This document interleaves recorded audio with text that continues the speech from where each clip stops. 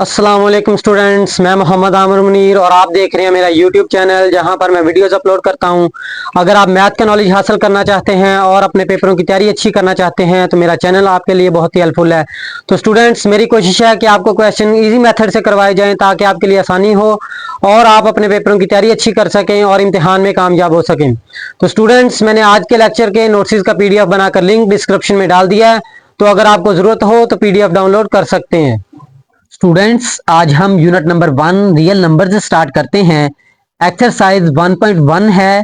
Question number 1 में उन्होंने कहा है कि आप बताएं कि नंबर्स रैशनल हैं या इररेशनल हैं। तो मैं आपको रैशनल और इररेशनल नंबरों के दरमियान डिफरेंस आसान आसान लफ्जों में बताता हूं, तो आप आसानी से पहचान कर लेंगे कि नंबर हमारे रैशनल हैं या इररेशनल हैं। तो सबसे पहले मैं आपको बताता हूं कि आपने देखना है कि नंबर्स टर्मिनेटिंग कौन से होते हैं, रिकरिंग कौन से होते हैं और नॉन टर्मिनेटिंग और नॉन रिकरिंग कौन से होते हैं। सबसे पहले हम करते हैं non terminating non recurring. Decimal के बाद नंबर अगर चलते जाएं, डेसिमल के बाद अगर नंबर चलते जाएं तो वो होते हैं नॉन टर्मिनेटिंग। नॉन टर्मिनेटिंग ना रुके, चलते जाएं, वो होते हैं नॉन टर्मिनेटिंग। और नॉन रिकरिंग का मतलब होता है कि सेम ना हो, एक जैसे ना हो। आप देख रहे हैं 939 सेम नहीं है, डिफरेंट है। और भी लिख सकते हैं पॉइंट, पॉइंट से पहले कुछ भी हो सकता है, 9 हो सकता है, 2 3 8 4, एक जैसे नहीं है। तो ये भी चलते जा रहे हैं और एक जैसे नहीं है, तो इसको कहते हैं नॉन टर्मिनेटिंग और नॉन रिकरिंग। नॉन टर्मिनेटिंग और नॉन रिकरिंग नंबरों को हम कहते हैं इररेशनल नंबर। Irrational numbers. अब हम करते हैं टर्मिनेटिंग डेसिमल नंबर्स कौन से होते हैं। अगर डेसिमल के बाद नंबर कोई 2 हिस्सों तक आए, 2 डिजिट आए, 3 डिजिट आए, डेसिमल के बाद जितने भी डिजिट आके ना रुक जाएं। अब डेसिमल के बाद आप देख रहे हैं कि 2 डिजिट आए, डेसिमल से पहले जो मर्जी हो सकता है। डेसिमल के बाद 2 डिजिट आ जाए यानी रुक जाए, 2 डिजिट आए हैं उसके बाद नहीं आ रहे, चलते नहीं जा रहे। अगर डेसिमल के बाद नंबर चलते ना जाए उसको कहते हैं टर्मिनेटिंग। अगर चलते जाएं नॉन टर्मिनेटिंग, रुक जाएं, वो होते हैं टर्मिनेटिंग। और रिकरिंग कौन से होते हैं। रिकरिंग पॉइंट के बाद एक जैसे हैं, सेम हो तो रिकरिंग, सेम ना हो तो नॉन रिकरिंग। तो आप देख रहे हैं ये सेम है, चलते जाएं लेकिन सेम हो। और भी एग्जांपल लिख लेते हैं, 1 1 1 चलते जा रहे हैं, 0.6565 चलते जा रहे हैं। तो ये सारे हमारे नंबर से रिकरिंग होते हैं। टर्मिनेटिंग और नॉन टर्मिनेटिंग दोनों को रैशनल नंबर्स कहते हैं। रैशनल नंबर्स, चाहे नंबर टर्मिनेटिंग आ जाए तब भी कहेंगे रैशनल है, अगर चाहे रिकरिंग डेसिमल नंबर्स आ जाए तब भी कहेंगे रैशनल है। ये दो टाइप्स होती हैं रैशनल की। और नॉन टर्मिनेटिंग और नॉन रिकरिंग उस सिर्फ उसको कहेंगे इररेशनल नंबर। स्टूडेंट्स, एक्सरसाइज 2.1 का क्वेश्चन नंबर 1 है। हमने बताना है कि नंबर्स रैशनल हैं या इररेशनल हैं। तो पार्ट 1 है, हमें ये वैल्यू दे दी है, तो ये देखते हैं कि रैशनल है या इररेशनल है। आप देख रहे हैं कि डेसिमल के बाद सिर्फ 6 डिजिट नंबर आए हैं, 6 डिजिट आए हैं, चलते नहीं जा रहे। अगर नंबर चलते ना जाएं तो वो होते हैं हमारे terminating. 2.353535 is a terminating decimal numbers. Terminating decimal numbers हैं तो इसका मतलब है कि वो हमारे रैशनल नंबर्स। पार्ट नंबर 2 करते हैं। उन्होंने वैल्यू दी है 0.6 बार। 0.6 बार, बार का मतलब होता है कि वो डिजिट बार बार चलता आ रहा है। अब 6 के ऊपर बार है तो 6 बार बार चलता आ रहा है, आगे डॉटेड लगा दिया कि ये चलता जा रहा है। अब ये नंबर्स चलते जा रहे हैं तो इसका मतलब है ये नॉन टर्मिनेटिंग हैं। और ये पीछे वाले नंबर देखें कि ये नंबर एक जैसे हैं, 6 एक जैसे हैं, तो इसको कहेंगे ये रिकरिंग है। अगर एक जैसे हो तो रिकरिंग और चलते जाएं तो नॉन टर्मिनेटिंग। तो हमने लिख दिया 0.6 bar is a non terminating and recurring decimal numbers. अगर हमारा नॉन टर्मिनेटिंग और रिकरिंग हो तो उसको कहते हैं रैशनल नंबर। पार्ट नंबर 3 करते हैं। ये भी देखना है कि रैशनल है या इररेशनल है। तो आप देख रहे हैं कि डेसिमल के बाद नंबर चलते जा रहे हैं। अगर नंबर चलते जा रहे हो तो उसको कहते हैं नॉन टर्मिनेटिंग। डेसिमल के बाद वो एक जैसे हो तो रिकरिंग, अगर एक जैसे ना हो तो नॉन रिकरिंग। तो ये एक जैसे नहीं है तो इसको हमने लिख दिया नॉन रिकरिंग डेसिमल नंबर। अब ये डेसिमल नंबर्स नॉन रिकरिंग है और नॉन टर्मिनेटिंग है, तो इसलिए हमने कह दिया कि ये इर्रेशनल नंबर है। पार्ट नंबर 4 करते हैं। पार्ट नंबर 4 भी हमने देखना है कि ये रैशनल है या इर्रेशनल नंबर है। ये 7 अंडर रूट दिया है, आपने इसको कैलकुलेटर से इसकी वैल्यू निकाल लेनी है। आप कैलकुलेटर ले लेंगे, कैलकुलेटर पे लिखेंगे अंडर रूट 7 इक्वल टू दबाएंगे और ये हमारा बटन है SD डेसिमल वाला, इसको दबाएंगे तो ये हमें वैल्यू दे दी 2.6457 और आगे भी डिजिट चलते जा रहे हैं, तो हमने ये लिख दिया, डॉटेड लगा दिया, इसका मतलब ये नंबर चलते जा रहे हैं। अगर नंबर चलते जाएं तो उसको कहते हैं नॉन टर्मिनेटिंग, तो हमने लिख दिया नॉन टर्मिनेटिंग। और डेसिमल के बाद एक जैसे नंबर नहीं है, अगर ना हो तो नॉन रिकरिंग, एक जैसे हो तो रिकरिंग, ना हो तो नॉन रिकरिंग। अगर नॉन टर्मिनेटिंग दोनों नॉन आ जाएं तो वो हमारे होते हैं इर्रेशनल नंबर्स। पार्ट नंबर 5 करते हैं। पार्ट नंबर 5 में उन्होंने वैल्यू दी है ई। तो ई कैसे पता चलेगा कि ये रैशनल है या इर्रेशनल है? आपने कैलकुलेटर ले लेना है, आपने सबसे पहले ये शिफ्ट वाला बटन दबाना है, उसके बाद ये ln लॉग, नेचुरल लॉग इसे कहते हैं, ये बटन दबाएंगे तो ये ई दे दिया उन्होंने। तो ई की पावर कितनी है? जिसकी पावर ना लगी हो 1 होती है तो हम 1 लिखेंगे, और इक्वल टू का बटन दबाएंगे, ये उन्होंने हमें वैल्यू दे दी 2.7182 और आगे भी नंबर चलते जा रहे हैं, तो वो हमने लिख दिया 2.7182, डॉटेड लगा दिया कि ये नंबर चलते जा रहे हैं। तो आप देख रहे हैं ये नंबर चलते जा रहे हैं, खत्म नहीं हो रहे, इसका मतलब ये है नॉन टर्मिनेटिंग। खत्म ना हो तो नॉन टर्मिनेटिंग। और ये डेसिमल के बाद देखें नंबर एक जैसे नहीं है तो ये नॉन रिकरिंग, एक जैसे हो तो रिकरिंग, एक जैसे ना हो तो नॉन रिकरिंग। तो अब देखें कि नॉन टर्मिनेटिंग है और नॉन रिकरिंग है, दोनों ही नॉन है, तो इसका मतलब ये इर्रेशनल नंबर है। पार्ट नंबर 6 करते हैं। हमने ये भी बताना है कि ये रैशनल है या इर्रेशनल है। उन्होंने दिया वैल्यू पाई, तो पाई बताना है रैशनल है या इर्रेशनल। आपने कैलकुलेटर ले लेना है, आपने सबसे पहले शिफ्ट का बटन दबाना है, उसके बाद देखें ये पाई लिखा हुआ नजर आ रहा होगा आपको, ये येलो कलर में, तो ये दबाएंगे तो ये कैलकुलेटर पे आ गया पाई। अब इक्वल टू का बटन दबाएंगे तो यहां पाई दे दिया। अब हम डेसिमल में देखेंगे, डेसिमल वाला बटन दबाएंगे तो ये आ जाएगी 3.1415 और आगे भी चलती जा रही है, तो वो हमने लिख दी 3.1415 सो ऑन चलती जा रही है। तो अब डेसिमल के बाद नंबर चलते जा रहे हैं, इसका मतलब है ये नॉन टर्मिनेटिंग है। और डेसिमल के बाद देखिए नंबर एक जैसे नहीं है तो नॉन रिकरिंग, ये भी नॉन है, ये भी नॉन है, अगर दोनों नॉन हो तो इर्रेशनल नंबर। पार्ट नंबर 7 करते हैं। उन्होंने वैल्यू दी है 5 प्लस अंडर रूट 11, तो ये 5 प्लस अंडर रूट 11 हम कैलकुलेटर से अंडर रूट 11 की वैल्यू निकालेंगे। तो ये मैंने कैलकुलेटर से अंडर रूट 11 की वैल्यू निकाल ली, तो ये जो आंसर आया है वो ये मैंने अंडर रूट 11 की जगह लिख दिया। फिर हम कैलकुलेटर पे इनको ऐड करेंगे, लिखेंगे प्लस 5 और ये डेसिमल में आंसर देखेंगे तो ये आगे 8.3166 आगे चलती जा रही है, वो हमने लिख दिया 8.3166, डॉटेड लगा दिए कि ये वैल्यू चलती जा रही है। तो अब हम देखेंगे जो वैल्यू चलती जाए रुके ना, उसको कहते हैं नॉन टर्मिनेटिंग, ना रुके नॉन टर्मिनेटिंग। और देख रहे हैं कि पॉइंट के बाद डेसिमल के बाद नंबर जो डिजिट हैं वो सेम नहीं है, अगर सेम हो तो रिकरिंग, अगर सेम ना हो तो नॉन रिकरिंग। तो ये सेम नहीं है तो लिख दिया नॉन रिकरिंग। तो ये जो हमारा नंबर है नॉन टर्मिनेटिंग है और नॉन रिकरिंग है। अगर नॉन टर्मिनेटिंग और नॉन रिकरिंग यानी दोनों नॉन हो, वो हमारा नंबर होता है इर्रेशनल। पार्ट नंबर 8 करते हैं। उन्होंने वैल्यू दी है हमें 3 under root plus under root 13, तो कैलकुलेटर से 3 अंडर रूट की वैल्यू निकालेंगे। तो ये हमने कैलकुलेटर से अंडर रूट 3 की वैल्यू निकाल ली, ये जो वैल्यू आई है वो मैंने लिख दी।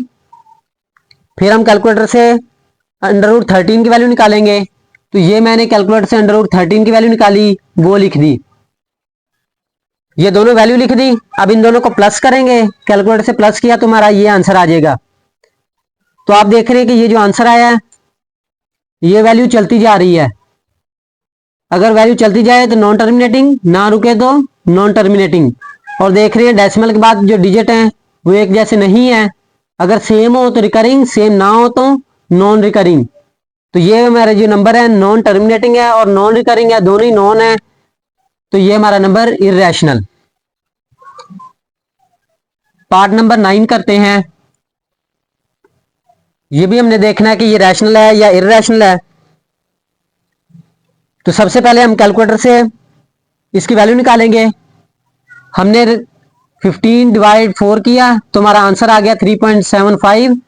तो ये मैंने वो आंसर लिख दिया। अब डेसिमल के बाद देखो 2 डिजिट आ रहे हैं, चलते नहीं जा रहे। अगर डेसिमल के बाद डिजिट आए और रुक जाएं तो वो होते हैं हमारे टर्मिनेटिंग। अगर चलते ना जाएं तो वो टर्मिनेटिंग डेसिमल नंबर। अगर टर्मिनेटिंग हो तो उसको हम रैशनल नंबर्स कहते हैं। पार्ट नंबर 10 करते हैं। उन्होंने वैल्यू दी है 2 माइनस √2 इंटू 2 प्लस √2। तो ये हम कैलकुलेटर से √2 की वैल्यू निकालेंगे तो कैलकुलेटर पे ये वैल्यू आ जाएगी। जो वैल्यू आई है वो मैंने यहाँ पे लिख दी, √2 है, √2 की वैल्यू लिख दी। यानी ये डेसिमल नंबर चलते जा रहे हैं, हम 4 तक लिखेंगे और नोटेड लगा देंगे कि ये नंबर चलते जा रहे हैं। √2 की जगह हमने ये वैल्यू लगा दी, फिर आगे इधर भी √2 है, उसकी जगह भी वैल्यू लगा दी। दरम्यान में माइनस है, माइनस लगा दिया, प्लस है, प्लस लगा दिया। अब कैलकुलेटर पे इनको माइनस करेंगे, इनको हमने माइनस किया तो ये आंसर आ जाएगा, और इन दोनों को प्लस करेंगे ये आंसर आ जाएगा। कैलकुलेटर पे अब इनको मल्टीप्लाई कर देंगे, मल्टीप्लाई करेंगे ये आंसर आएगा। डॉटेड है तो डॉटेड साथ लगाते रहेंगे। तो आप देख रहे हैं डॉटेड डिजिट चलते जा रहे हैं, खत्म नहीं हो रहे। अगर ना रुके तो नॉन टर्मिनेटिंग। और आप देख रहे हैं कि डेसिमल के बाद नंबर एक जैसे नहीं है, अगर एक जैसे ना हो तो नॉन रिकरिंग। तो ये नॉन टर्मिनेटिंग है और नॉन रिकरिंग है, दोनों ही नॉन है। अगर दोनों ही नॉन हो तो इरेशनल नंबर। पार्ट 10 को हम ऐसे भी करते हैं लेकिन ये गलत होता है, कई जगहों पे ये ऐसे किया हुआ है तो वो गलत आंसर है। अगर आप भी ऐसे करेंगे तो पेपर में गलत हो जाएगा। ये कैसे करते हैं कि ये हमने फार्मूला पढ़ा हुआ है कि a minus B A plus B किसके बराबर होता है, a की 2 माइनस बी की 2। यानी पहली रकम का स्क्वायर कर देंगे, माइनस लगा के दूसरी रकम का स्क्वायर कर देंगे। इसी तरह ये देखिए इधर भी 2 है, इधर भी 2 है, 2 का स्क्वायर कर देंगे। इधर √2 है, इधर भी √2 है, तो √2 का स्क्वायर कर दिया, दरमियान में माइनस लगा देंगे। तो आप देख रहे हैं कि 2 का स्क्वायर क्या होता है, 2 2 4, और ये 2 √ से कट जाता है तो ये 2 रह गया। तो 4 में से 2 निकाले तो 2। अब 2 के बाद हमने तो डेसिमल में देखना होता है, तो जिसका डेसिमल नजर ना आए तो एंड पे होता है। डेसिमल के बाद नंबर नहीं है, चलते नहीं जा रहे, तो अगर चलते ना जाए तो वो होता है हमारा टर्मिनेटिंग डेसिमल नंबर। तो टर्मिनेटिंग डेसिमल नंबर को तो हम कहते हैं रैशनल नंबर। तो इससे जवाब तो हमारा रैशनल आया, लेकिन जो हमने पहले किया उससे इरैशनल आया। तो अब आप डिसाइड करेंगे कि रैशनल ठीक है या इरैशनल है। तो हमारा आंसर इरैशनल है, ये रैशनल नंबर नहीं है। तो ये हमें आंसर जो होता है ये अप्रोक्सीमेटली देते हैं कि ये आप देख रहे हैं उससे पहले हमने निकाला है 1.97 और डॉटेड चलता जा रहा है। तो ये आप देख रहे हैं कि ये 2 के करीब तरीन है, जो 2 के करीब तरीन है। इन्होंने ये अप्रोक्सीमेट आंसर बता दिया है। तो अप्रोक्सीमेट आंसर हमने नहीं निकालना, हमने बताना है नंबर रैशनल है या इरैशनल है। तो हमारा ये बिल्कुल एक्यूरेट आंसर है। तो एक्यूरेट आंसर से हमने आंसर निकालना है कि ये हमारा इरेशनल है या रैशनल है। स्टूडेंट्स एक्सरसाइज 1.1 का क्वेश्चन नंबर 2 सॉल्व करते हैं। क्वेश्चन नंबर 2 है, उन्होंने कहा है कि नंबरों को नंबर लाइन पे जाहिर करें। तो पहला पार्ट है 2 ये हमें इरेशनल नंबर दिया है। मैंने रैशनल और इरेशनल का कंसेप्ट पहले लेक्चर में अपलोड कर दिया है, अगर आप देखना चाहते हैं तो आई बटन पे क्लिक करके देख सकते हैं। सबसे पहले हम नंबर लाइन ड्रा कर लेंगे। तो आपने स्केल से नंबर लाइन ड्रा कर लेनी है, 0 1 2 3 और 0 से पीछे -1 -2 -3। तो आपने क्या करना है, सबसे पहले कैलकुलेटर ले लेना है। कैलकुलेटर पे आपने √2 की वैल्यू निकालनी है। तो ये आ रही है 1 पॉइंट समथिंग, डेसिमल से पहले 1 आ रहा है तो आपने 1 की बेस लगानी है 0 से 1 तक। तो आपने ये लाइन थोड़ी सी बोल्ड कर देनी है, 1 की हमने लाइन लगा ली। फिर आपने क्या करना है कि प्रोटेक्टर लेना है। ये हमने प्रोटेक्टर ले लिया, आपने प्रोटेक्टर को 1 के ऊपर रखना है। हमने 1 के ऊपर प्रोटेक्टर रख दिया। तो ये लाइन बिल्कुल जीरो पे हो, यानी नंबर लाइन और प्रोट्रैक्टर की लाइन दोनों एक ही लाइन पे हो। फिर जहां पे 90 है 90 पे आपने पॉइंट लगा देना है। फिर आपने स्केल लेना है, स्केल से 1 सेंटीमीटर की लाइन लगानी है। तो आप देख रहे हैं यहां से यहां तक 1 सेंटीमीटर की लाइन हो जाएगी। तो आपने इसको मिला देना है। तो ये भी हमारी 1 सेंटीमीटर की लाइन है और ये भी हमारी 1 सेंटीमीटर की लाइन है। ये हमने बेस लगाई है और प्रोट्रैक्टर से परपेंडिकुलर ड्रा किया है। फिर आपने कंपास लेनी है, कंपास को जीरो से लेके यहां पॉइंट तक खोल लेना है। फिर आपने यहां से लाइन ड्रा कर देनी है। तो जहां पे पॉइंट मिल जाए तो ये हमारा पॉइंट है। फिर आपने स्केल से इन दोनों पॉइंट्स को मिला देना है। पॉइंट को मिला देंगे तो ये जो होगी हमारी 2 अंडर रूट। आई होप आपको समझ आ गई होगी। तो फिर भी आपको कंफ्यूजन हो तो आप कमेंट कर सकते हैं। पार्ट नंबर 2 करते हैं। ये भी इरेशनल नंबर है, ये 3 अंडर रूट है। जब 3 अंडर रूट नंबर को कहें कि नंबर लाइन पे ड्रा करना है तो सबसे पहले आपने 2 अंडर रूट की डायग्राम बना लेनी है। सबसे पहले आपने 2 अंडर रूट को नंबर लाइन पे ज़ाहिर करना है। इसके बाद थोड़ा सा स्टेप है, आपने क्या करना है कि यहाँ पे पॉइंट है, आपने प्रोट्रैक्टर को इस पॉइंट पे रखना है। इस पे रखेंगे और देखना है कि ये जो प्रोट्रैक्टर की लाइन और डायग्राम पे हाइपोटेन्यूज की लाइन, वो दोनों लाइन मैच करनी चाहिए। तो 90 जहां पे है वहां पे हम पॉइंट लगा देंगे। तो यहाँ पे हमने पॉइंट लगा दिया। फिर आपने क्या करना है, स्केल से 1 सेंटीमीटर की लाइन ड्रा करेंगे। तो यहां से यहां तक 1 सेंटीमीटर का पॉइंट है तो हम ये लगा देंगे। ये हमारी लाइन है 1 सेंटीमीटर की। उसके बाद आपने करना है कि ये जो पॉइंट्स आए हैं दोनों, इन दोनों को मिला देंगे।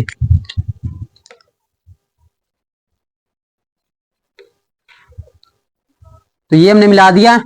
तो ये जो लाइन होती है ये होती है 3 अंडर रूट की। फिर आपने कंपास ले लेनी है, इसको जीरो पे रख के यहाँ पे पॉइंट है तो आपने ऐसे एक कॉस लगा देनी है।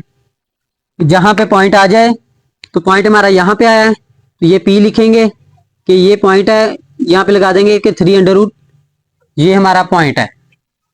तो अगर आप समझना चाहते हैं कि ये हमारी वैल्यू कैसे आती है, ये हमारी बेस है 1 सेंटीमीटर, 1 परपेंडिकुलर है। हमें पाइथागोरस थ्योरम याद रखना है, वो होता है c square equal to a square plus b square. ये जो होता है वो होता है हमारा परपेंडिकुलर, परपेंडिकुलर 1 है तो ये हो गया 1 का स्क्वायर प्लस बेस हमारी 1 है तो ये हो गया 1 का स्क्वायर। 1 का स्क्वायर 1 और इधर भी 1 का स्क्वायर 1, तो 1 और 1 2, इधर आ गया स्क्वायर, दोनों तरफ ले लेंगे अंडर रूट, इधर भी अंडर रूट, तो ये स्क्वायर अंडर रूट से कैंसिल हो जाएगा। ये आ जाएगा सी का आंसर 2 अंडर रूट।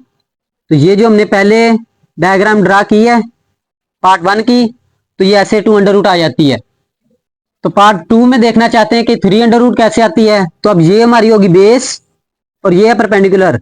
बेस हमारी बी है √2 और परपेंडिकुलर हमारा ए है 1। तो पाइथागोरस थ्योरम लगाएंगे, c square equal to a square plus b square. A की वैल्यू है 1, 1 का स्क्वायर प्लस बी की वैल्यू है 2 अंडर रूट इसका स्क्वायर। तो आप देख रहे हैं 1 का स्क्वायर 1 होता है और स्क्वायर ये अंडर रूट से कैंसिल हो गया 2, 1 और 2 हो गया 3, इधर है सी स्क्वायर, तो स्क्वायर खत्म करने के लिए अंडर रूट लेंगे। तो ये स्क्वायर अंडर रूट से कैंसिल, सी का आंसर आ गया √3। तो ये है सी की वैल्यू √3 जो हमने अभी लाइन ड्रॉ की थी। तो आपने ये कैलकुलेशन वगैरह कुछ नहीं करनी, सिर्फ आपने ये डायग्राम बनानी है नंबर लाइन पे। पार्ट नंबर 3 करते हैं, इसको भी हमने नंबर लाइन पे ड्रा करना है। तो आप देख रहे हैं कि 4 × 1/3 है, तो पहला नंबर 4 है। तो आपने नंबर लाइन पे देख लेना है कि 4 कहाँ पे है। 4 यहाँ पे नजर आ रहा है। फिर देखना है कि 4 के आगे 1/3 है, 4 के आगे भी वैल्यू है, तो आपने इससे आगे वाला बॉक्स सिलेक्ट कर लेना है कि पॉइंट इसमें बनेगा। तो फिर कैसे हमने पॉइंट ड्रा करना है, तो आपने देखना है कि ये 1/3 है तो 3 है, तो इसके हमने 2 कट लगाने हैं। पॉइंट 3 है तो हम इसके 2 कट लगाएंगे, 1 2। तो आप कट से समझे, फर्ज करें हमारे पास स्केल है तो हमने इसके 2 हिस्से करने हैं, तो हम दरमियान से एक कट लगाएंगे तो इसके 2 हिस्से हो जाएंगे।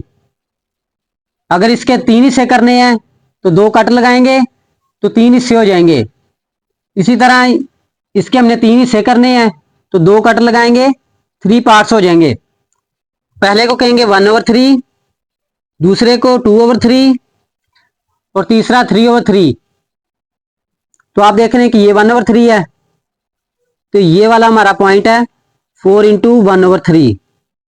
पार्ट नंबर 4 करते हैं। सबसे पहले हम नंबर लाइन ड्रा कर लेंगे 0 1, उससे पीछे -1 -2 -3। तो आपने देखना है कि ये वाला नंबर कौन सा है, -2 है, तो नंबर लाइन पे देख लेंगे -2 कहां पे है, -2 यहां पे है। अगर माइनस लगी हो तो उस नंबर से पीछे देखते होते हैं, अगर प्लस लगी हो तो उस नंबर से आगे देखते हैं। तो अब यहाँ पे माइनस है, तो -2 से पीछे वाला बॉक्स आपने सिलेक्ट कर लेना है। तो ये वाला हमने सिलेक्ट कर लिया। आप देखें कि यहाँ पे 7 है, तो इसके 7 पार्ट करने हैं। 7 पार्ट करने के लिए 6 कट लगाएंगे। तो आपने 6 कट एक जैसे लगा लेने हैं, 1 2 3 4 5 6। तो ये मैंने 6 कट लगा। पहले को कहेंगे 1/7, दूसरे को 2/7, तीसरे को 3/7, ऐसे ही चलते जाएंगे। तो हमें चाहिए 1/7, तो 1/7 हमारा ये वाला है। तो हम ये कहेंगे कि ये हमारा पॉइंट है -2 1/7। पार्ट नंबर 5 करते हैं। इसको भी हमने नंबर लाइन पे ड्रॉ कर लेना है। आपने सबसे पहले नंबर लाइन लिख लेनी है 0 1 2। 0 से आगे भी नंबर चलते जाएंगे और 0 से पीछे भी नंबर चलते जाएंगे। एरो लगा देना है, इसका मतलब है कि वो नंबर आगे को जा रहे हैं। इधर भी एरो लगा देना है, इसका मतलब नंबर पीछे को जा रहे हैं। तो आप देख रहे हैं यहाँ पे तो कुछ भी नहीं है। अगर कुछ भी ना हो तो 0 होता है। तो आपने 0 देख लेना कहाँ पे है, 0 यहाँ पे है। अगर प्लस है तो 0 से आगे देखेंगे, अगर माइनस है तो 0 से पीछे देखेंगे। तो यहाँ पे अलामत कुछ भी नहीं है, अगर कुछ भी ना हो तो प्लस होती है। तो ये आगे वाला बॉक्स सिलेक्ट कर लेंगे। तो यहाँ पे 8 है, हमने 8 पार्ट्स करने हैं। 8 पार्ट्स करने के लिए 7 कट लगाएंगे, 1 2 3 4 5 6 7। ये हमने 7 कट लगा लिए। पहले को कहेंगे 1/8, दूसरे को 2/8, तीसरे को 3/8, चौथे को 4/8, ये 5/8। तो ये हमारा आ गया 5/8। तो ये हम लाइन लगा देंगे ऐसे कि ये हमारा 5/8 पॉइंट है। पार्ट नंबर 6 करते हैं। इसको भी हमने नंबर लाइन पर ड्रा करना है। हम नंबर लाइन लिख लेंगे, दरमियान में 0, फिर 1 2 3 चलते जाएंगे। उससे पीछे देखेंगे -1 -2 -3 प्लस ऑन। तो आपने इधर वाला नंबर देखना है कौन सा है, 2। तो आपने 2 नंबर लाइन पे देख लेना कहां पे है, तो यहाँ पे है। तो ये नंबर प्लस का है, तो 2 से आगे वाला बॉक्स सेलेक्ट करेंगे। ये वाला हमने सेलेक्ट कर लिया। आप देख रहे हैं कि यहाँ पे 4 है, हमने 4 पार्ट्स करने हैं। तो 4 पार्ट्स करने के लिए कितने कट लगाएंगे, 3 1 2 3। पहले को कहेंगे 1/4, ये 4 है तो 1/4, ये 2 है तो 2/4 और ये 3/4। तो हम ये पॉइंट लिख देंगे कि 2 इंटू 3/4 पॉइंट है। एक्सरसाइज 1.1 का क्वेश्चन नंबर 3 करते हैं। उन्होंने कहा है कि नंबर को P/Q की फॉर्म में लिखें। पहला नंबर है, इसको हम लेट करते हैं 0.4 बार। बार का क्या मतलब होता है कि वो नंबर बार बार आ रहा है, 4 4 4 चलता जा रहा है, ऐसे इसको कहेंगे इक्वेशन नंबर 1। तो आपने इसको मल्टीप्लाई करना है, मल्टीप्लाई 10 बोथ साइड्स। तो आप देख रहे होंगे कि 10 से कैसे मल्टीप्लाई करना है। हमें वैल्यू दी है 0.4 बार, तो आपने इसका डेसिमल खत्म करना है तो 1 आता होता है।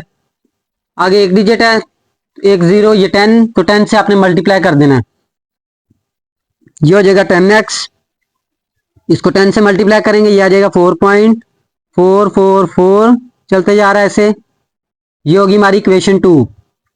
फिर आपने क्या करना है, सब्ट्रैक्ट इक्वेशन 1 फ्रॉम 2। आपने दूसरी इक्वेशन से पहली इक्वेशन माइनस कर देनी है। दूसरी इक्वेशन में है 10x, पहली में है 1x, x लगा देंगे, और इधर है 4.444 सोन माइनस, पहली में वैल्यू है 0.444 सोन। तो आप देख रहे हैं 10 में से एक x के 9x, 4 में से 0 गया 4, तो 9 इधर मल्टीप्लाई आ रहा है, उधर जाके हो जाएगा डिवाइड, तो ये हो जाएगा 4/9। तो ये है हमारे पार्ट 1 का आंसर P/Q की फॉर्म में। पार्ट नंबर 2 करते हैं, इसको भी हमने P/Q की फॉर्म में लिखना है। सबसे पहले इसे भी लेट करते हैं कि ये वैल्यू हमारी x के बराबर है 0.37 बार। तो ये बार का क्या मतलब है कि 37 बार बार चल रहा है। इसको कहेंगे इक्वेशन नंबर 1। तो हमने इसको मल्टीप्लाई करना है, मल्टीप्लाई 100 बोथ साइड्स। तो 100 से कैसे मल्टीप्लाई करना है, ये 0.37 बार है, तो आप इसका डेसिमल खत्म करें तो 1 आता है, आगे 2 डिजिट हैं तो 2 0, तो नीचे वाला जो आए उससे मल्टीप्लाई करना है। तो ये हो जाएगा 100x, इसको 100 से मल्टीप्लाई करेंगे, ये हो जाएगा 37.3737 सो ऑन। ये होगी हमारी इक्वेशन नंबर 2।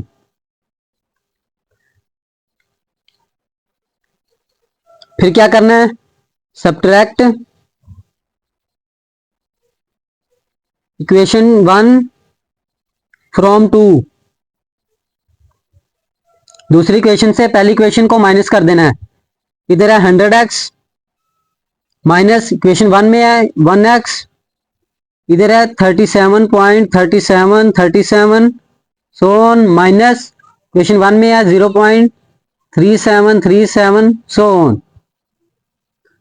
तो 100 में से 1x गए 99x। आप देख रहे हैं पॉइंट के बाद सारे नंबर वही हैं, इधर भी पॉइंट के बाद सारे नंबर वही हैं, तो 37 में से 0 निकालेंगे 37, 99 इधर मल्टीप्लाई हो रहा है, इधर आके डिवाइड हो जाएगा। तो ये होगी हमारी P/Q की फॉर्म। तो ये है हमारे पार्ट 2 का आंसर। पार्ट नंबर 3 करते हैं। सबसे पहले इसे भी लेट करते हैं कि ये वैल्यू हमारी x के बराबर है 0.21 बार। तो ये बार का क्या मतलब है कि ये वैल्यू बार बार चल रही है,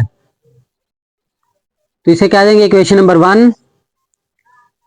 तो इक्वेशन नंबर 1 को मल्टीप्लाई करेंगे, मल्टीप्लाई 100 बोथ साइड्स। तो 100 से क्यों मल्टीप्लाई करेंगे, 0.21 है, तो इसका डेसिमल खत्म करेंगे 1, आगे जितने डिजिट हैं उतने 0, तो 100 है, 100 से मल्टीप्लाई कर दिया। तो ये हो गया 100x इक्वल टू, इसको 100 से मल्टीप्लाई करेंगे, ये हो जाएगा 21.2121 सो ऑन। इसको कहेंगे इक्वेशन नंबर 2। उसके बाद हमने करना है सब्ट्रैक्ट इक्वेशन 1 फ्रॉम 2। दूसरी इक्वेशन से पहली इक्वेशन को माइनस कर देंगे, 100x माइनस इक्वेशन 1 में है x, इधर है 21.2121 सो ऑन माइनस पहली वाली वैल्यू में है 0.2121 सो ऑन। 100 में से एक x निकालेंगे तो ये आ जाएगा 99x। इधर पॉइंट के बाद सारे नंबर वही हैं, इधर भी पॉइंट के बाद सारे नंबर वही हैं, तो माइनस करेंगे तो ये तो खत्म हो जाएंगे। 21 में से 0 माइनस करेंगे तो ये आ जाएगा 21। तो आप देख रहे हैं 99 इधर मल्टीप्लाई हो रहा है, इधर आके डिवाइड हो जाएगा। तो ये हो जाएगी हमारी P/Q की फॉर्म, जो है पार्ट नंबर 3 का आंसर। फ्रेंड्स एक्सरसाइज 1.1 का क्वेश्चन नंबर 4 करते हैं। उन्होंने कहा है कि आपने प्रॉपर्टीज के नाम बताने हैं कि कौन कौन सी प्रॉपर्टी हैं। तो सबसे पहले मैं आपको प्रॉपर्टीज बता देता हूं कि कौन सी प्रॉपर्टी क्या होती है। तो हमने 5 प्रॉपर्टी याद रखनी है। सबसे पहले है कम्यूटेटिव प्रॉपर्टी। अगर कोई दो वैल्यू आ जाए ए और बी और आपस में प्लस हो रही हो, तो आपने इसको इस तरह लिख देना है, ये हो जाएगी बी प्लस ए। अगर दो रकमें हो ऐसे हो, उसको ऐसे करके लिखा हो, वो होती हमारी कम्यूटेटिव प्रॉपर्टी। ये प्लस के लिहाज से है। अगर मल्टीप्लाई के लिहाज से हो तो कहेंगे a multiply b equal to b multiply a. तो इसको ऐसे भी लिख सकते हैं ए b equal to b a, इसका मतलब मल्टीप्लाई होता है। ये है हमारी कम्यूटेटिव प्रॉपर्टी, जिसमें दो वैल्यू आ जाए वो होती है कम्यूटेटिव प्रॉपर्टी। एसोसिएटिव प्रॉपर्टी करते हैं। एसोसिएटिव प्रॉपर्टी होती है हमारी जिसमें 3 वैल्यू आ जाए ए प्लस बी प्लस सी, और इधर भी ए प्लस बी प्लस सी। एसोसिएटिव में क्या होता है, सिर्फ ब्रैकेटें चेंज हो। फर्ज करें इन दोनों की ब्रैकेट है, फिर इन दोनों की हो जाए, अगर एंड वालों की हो अगली बार दो पहले वालों की कर देनी है। मल्टीप्लाई के लिए ऐसे करते हैं, अगर a multiply b multiply c equal to a multiply b multiply c, अगर इन दोनों एंड वालों की ब्रैकेट हो तो इधर पहले वालों की हो जाएगी। जिसमें दो वैल्यू हो वो कम्यूटेटिव, जिसमें तीन हो वो एसोसिएटिव।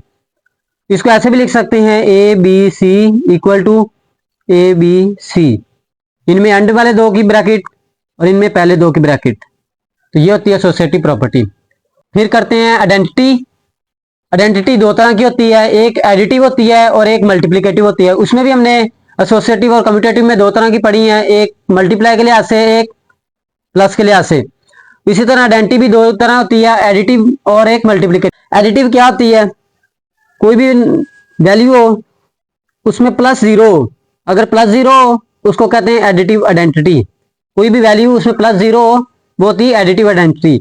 अगर मल्टीप्लिकेटिव आइडेंटिटी वो होती है कि जिसमें मल्टीप्लाई वन हो, कोई भी वैल्यू हो जिसमें मल्टीप्लाई वन हो वो होती है हमारी मल्टीप्लिकेटिव आइडेंटिटी। यानी वन मल्टीप्लाई हो रहा हो जवाब वही आ रहा हो, उसे कहते हैं मल्टीप्लिकेटिव आइडेंटिटी। इनवर्स करते हैं। इनवर्स भी दो तरह का होता है, एक एडिटिव इनवर्स, एक मल्टीप्लिकेटिव इनवर्स।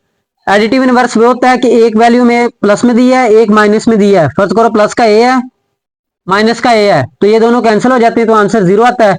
अगर दोनों कैंसिल हो रहे हो वो होते हैं एडिटिव इनवर्स।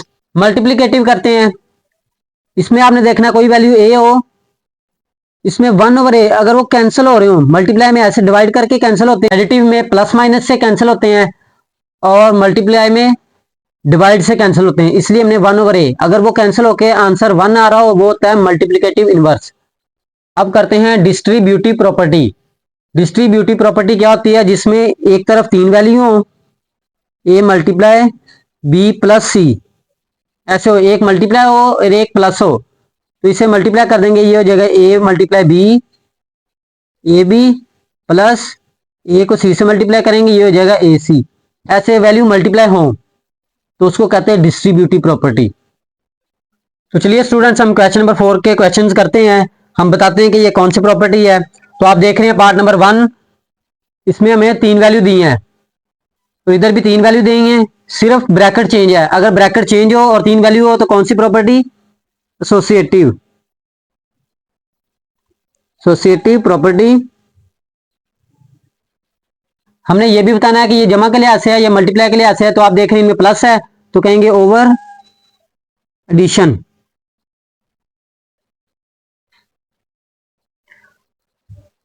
तो अगर ये ऐसे हो तो इस तरह चेंज हो जाए, दो वैल्यू हो और चेंज हो जाए तो वो होती हमारी कम्यूटेटिव।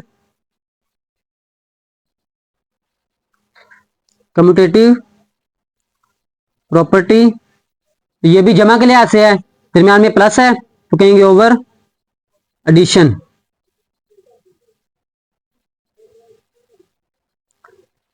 तो तीसरा पार्ट करते हैं, ये देखते हैं ये कौन सी प्रॉपर्टी है। तो आप देख रहे हैं एक एक्स प्लस का एक माइनस का, तो ये दोनों कैंसिल हो जाएंगे। जब ये कैंसिल हो जाएं तो कौन सी प्रॉपर्टी होगी, एडिटिव इनवर्स। यानी वो कैंसिल हो रहे हो तो इनवर्स होती है, अगर प्लस जीरो हो रहा हो तो वो एडिटिव आइडेंटिटी होती है। पार्ट नंबर 4 करते हैं, ये देखते हैं कौन सी प्रॉपर्टी है। आप देख रहे हैं ए मल्टीप्लाई और इनके साथ और दरमियान में प्लस है, एक मल्टीप्लाई और एक प्लस हो, और ये देखो ए बी के साथ भी मल्टीप्लाई हो रहा है और एक सी के साथ भी मल्टीप्लाई हो रहा है, इधर तीन आ गई इधर चार आ गई, ये कौन सी होगी, डिस्ट्रीब्यूटिव।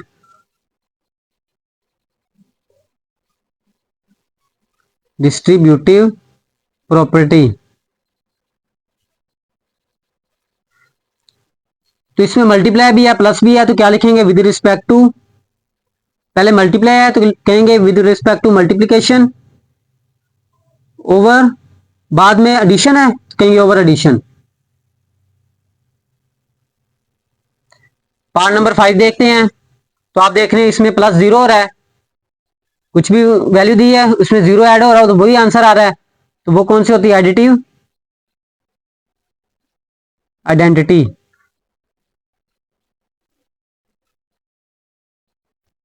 पार्ट नंबर 6 देखते हैं, ये वैल्यू है उसमें मल्टीप्लाई वन हो रहा है, अगर मल्टीप्लाई वन हो रहा हो आंसर वही आ रहा हो तो वो आइडेंटिटी होती है, लेकिन ये मल्टीप्लाई की है तो multiplicative identity. Multiplicative identity. Part number 7 करते हैं। ये देखते हैं ये कौन सी प्रॉपर्टी है। तो आप देख रहे हैं इसमें 3 वैल्यू है, इसमें भी 3 वैल्यू है और दोनों तरफ मल्टीप्लाई है, सिर्फ ब्रैकेट चेंज है। 3 वैल्यू इधर हो, 3 वैल्यू इधर हो, सिर्फ ब्रैकेट चेंज हो, तो वो हमारी होती है एसोसिएटिव। मल्टीप्लाई के लिए ऐसे है तो कहेंगे ओवर मल्टीप्लीकेशन। पार्ट नंबर 8 देखते हैं कि ये कौन सी प्रॉपर्टी है। तो आप देख रहे हैं इधर भी 2 वैल्यू है, इधर भी 2 वैल्यू है, सिर्फ इनकी जगह चेंज है, तो ये हो जाएगी commutative property with respect to. Multiply के लिए ऐसे है तो कहेंगे मल्टीप्लीकेशन। आप विद रिस्पेक्ट टू भी लिख सकते हैं, ओवर भी लिख सकते हैं, दोनों में से कोई सा भी लिख ले तो दोनों ही ठीक है। क्वेश्चन नंबर 5 करते हैं। इसमें भी हमने बताना है कि कौन सी प्रॉपर्टी यूज हुई है। पार्ट नंबर 1 करते हैं। उन्होंने वैल्यू दिया हमें -3 लेस देन -1। उन्होंने ये वाली वैल्यू देख के ये बना के दे दिया, कह रहे हैं कि इसमें उन्होंने कौन सी प्रॉपर्टी लगाई है। मैं आपको ये बना के दिखा देता हूँ कि उन्होंने कैसे बनाई है। तो -3, इधर -3 है, -3 से उन्होंने 0 बनाया, तो 0 कैसे बनता है, -3 है, दोनों तरफ हम +3 कर दें तो ये हो जाएगा हमारा 0, -3 + 3 कैंसिल होके 0 आ जाता है। लेस देन -1 + 3, तो 3 में से 1 निकालेंगे तो 2, तो 3 ऐड करने से ये वाला आंसर आ रहा है। तो हमने क्या किया, ऐड किया है। अगर ऐड करें तो प्रॉपर्टी होती है एडिटिव, एडिटिव प्रॉपर्टी। तो आपने ये सॉल्व नहीं करना, मैंने सिर्फ आपको सॉल्व करके दिखाया है। आपने सिर्फ ये नाम लिख देना है कि प्रॉपर्टी एडिटिव प्रॉपर्टी इस्तेमाल हुई है। पार्ट नंबर 2 करते हैं। ये देखते हैं उन्होंने कौन सी प्रॉपर्टी इस्तेमाल की है। ये उन्होंने वैल्यू दी है a लेस देन b। उन्होंने इससे ये चीज बनाई है, तो ये कैसे बनती है। तो आप देख रहे हैं जिसका ओवर ना हो 1 होता है, इसका भी 1 है, तो हम इसको उल्टा के लिख दें, ये हो जाएगा 1/a। अगर उल्टा दें तो ये साइन चेंज हो जाती है, 1/b। तो हमने इसे क्या किया, उल्टाया। उल्टाने इसको क्या कहते हैं, रेसिप्रोकल।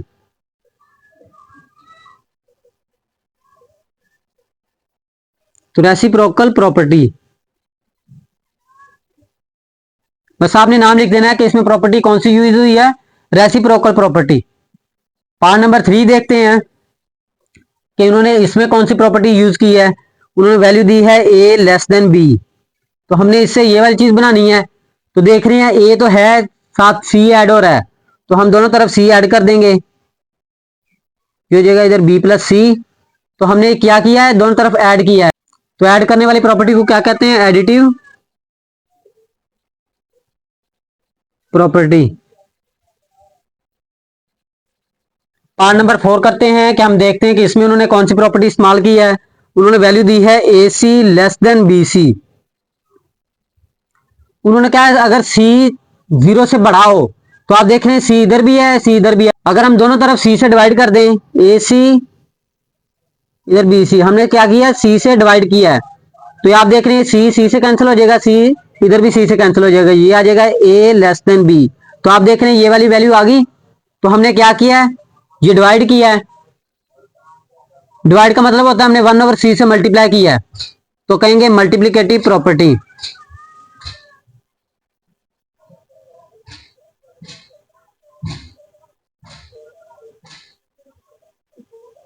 प्रॉपर्टी। पार्ट नंबर 5 करते हैं। वैल्यू दी है AC लेस देन BC। उन्होंने कहा है कि C अगर 0 से छोटा हो, C अगर 0 से छोटा है तो हम C से डिवाइड करते हैं, C से इधर भी डिवाइड करेंगे, C से इधर भी डिवाइड करेंगे। जब 0 से छोटा हो तो साइन चेंज हो जाती है, तो आप देख लीजिए C इससे कैंसिल हो जाएगा, ये भी इससे कैंसिल हो जाएगा, तो ये बन जाएगा A ग्रेटर देन B। तो इसमें भी हमने क्या किया, 1/c से मल्टीप्लाई किया, मल्टीप्लाई करें तो मल्टीप्लिकेटिव प्रॉपर्टी। प्रॉपर्टी तो आपने कहीं भी सब्ट्रैक्टिव प्रॉपर्टी और डिवीजन प्रॉपर्टी ये नहीं लिखनी, सिर्फ प्रॉपर्टी 2 लिखनी है। अगर सब्ट्रैक्ट भी हो तो कहेंगे कि एडिटिव प्रॉपर्टी, अगर डिवाइड भी हो तब भी कहेंगे मल्टीप्लिकेटिव प्रॉपर्टी। पार्ट नंबर 6 करते हैं। ये देखते हैं ये कौन सी प्रॉपर्टी है। उन्होंने कहा अगर ए बी से बड़ा हो, या ए बी के बराबर हो, या ए बी से छोटा हो। एक में क्या ग्रेटर देन, इसमें इक्वल टू, और इसमें लेस देन। तो अगर ये तीनों कोई भी चीजें यूज हो तो आपने स्पेशल नाम याद रखना है, ट्रिचोटोमी। ट्रिचोटोमी प्रॉपर्टी।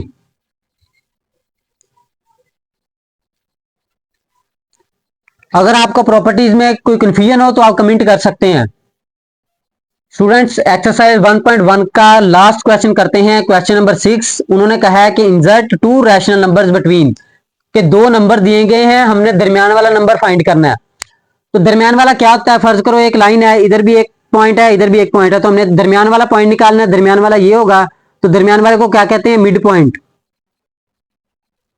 तो हमने मिड पॉइंट फाइंड करना है। तो आपने मिड पॉइंट का फार्मूला याद रख लेना है कि मिड पॉइंट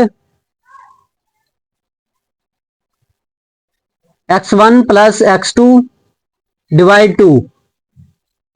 x1 क्या होगी, पहली रकम को कहेंगे x1, ये हमारी x1 है 1/3, और दूसरी वैल्यू को कहेंगे x2 1/4। तो जो x1 है और x2 है ये हम इसमें वैल्यू पुट कर देंगे। ये ओवर x1 की वैल्यू है 1/3 प्लस x2 की वैल्यू है 1/4 डिवाइड 2।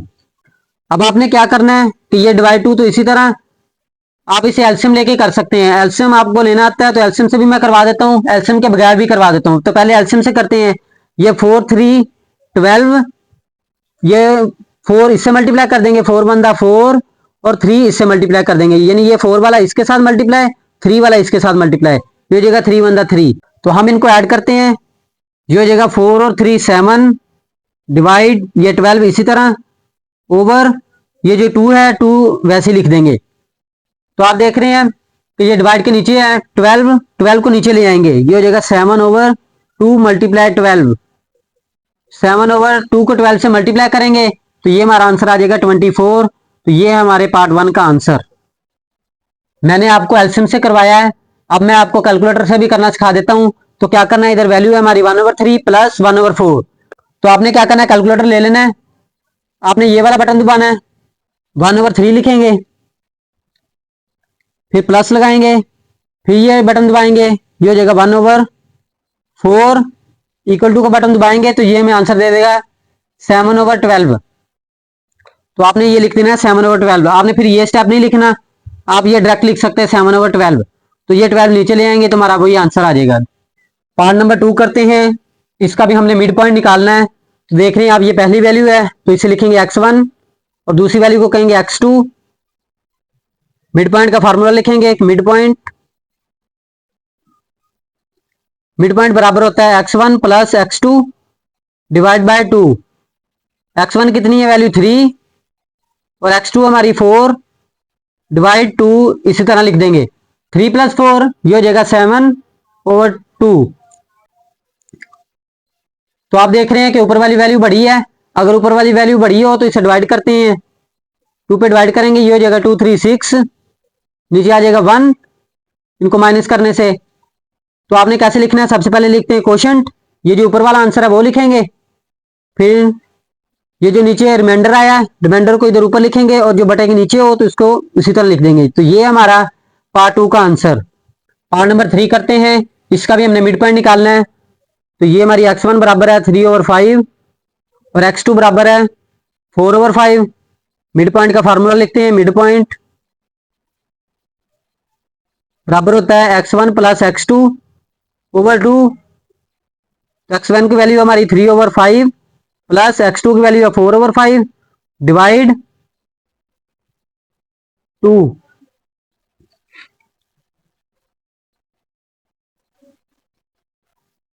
तो हम इसका एल्सियम लेंगे, तो एल्सियम इसका आ जाएगा 5, एक जैसा हो वही आंसर आता है, और ऊपर वाले भी वैसे लिख देते हैं 3 + 4। तो ये हो जाएगा हमारा आंसर 3 और 4 7, 5 और डिवाइड 2 इसी तरह। तो ये 5 नीचे आ जाएगा, ये हो जाएगा 7/2 मल्टीप्लाई 5। तो 2 × 5 कितना होगा, 7/2 5 10। तो ये है हमारे पार्ट 1 का आंसर। तो आप अगर कैलकुलेटर से करना चाहते हैं तो आप कैलकुलेटर से भी कर सकते हैं। आपने कैलकुलेटर लेना है, ये वाला बटन दबाना है, पहली वैल्यू हमारी 3/5, 3/5 लिखेंगे, फिर ये प्लस, फिर हमारी ये 4/5, ये बटन दबा के आपने लिखना 4/5 इक्वल टू दबाएंगे तो ये हमारा आंसर दे दिया उन्होंने 7/5। तो यही है हमारा 7/5। तो आगे इसी तरह हम कर सकते हैं। स्टूडेंट्स, मैंने प्लेलिस्ट को बिल्कुल टॉपिक वाइज अरेंज कर रखा है। अगर आपको कोई लेक्चर ना मिल रहा हो तो आप प्लेलिस्ट में जाके लेक्चर देख सकते हैं। अल्लाह ताला आपको कामयाब करे। तो ये था हमारा आज का लेक्चर। तो मिलते हैं नेक्स्ट लेक्चर में, तब तक के लिए अल्लाह हाफिज़।